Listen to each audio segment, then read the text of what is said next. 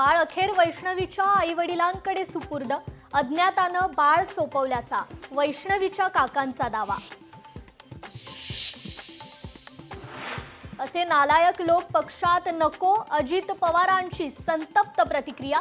वैष्णवीचे सासरे राजेंद्र हगवणेंची राष्ट्रवादी काँग्रेसमधून हकालपट्टी, पोलीस राजेंद्र हगवणेंना अटक कधी करणार असा सवाल।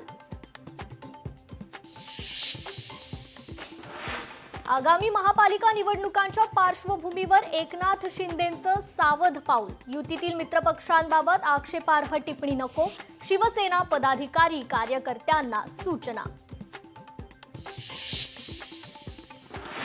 मंत्रिपदाची शपथ घेतल्यानंतर छगन भुजबळांचा पहिलाच नाशिक दौरा। इगतपुरीमध्ये भुजबळांचं जंगी स्वागत, तर नाशिकमध्येही स्वागताची जंगी तयारी। अमृत स्थानक योजनेअंतर्गत विकसित 103 रेल्वे स्थानकांचं पंतप्रधानांच्या हस्ते लोकार्पण, मध्य रेल्वेच्या 12 स्थानकांचाही समावेश।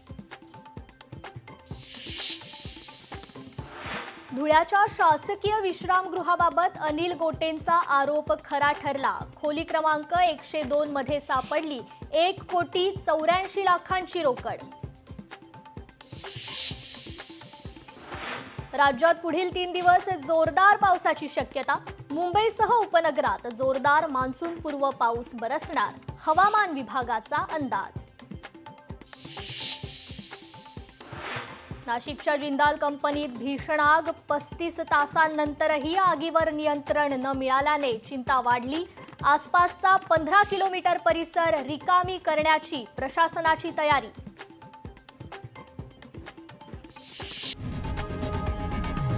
लोकशाही मराठी, ऐका, पहा, जागरूक रहा।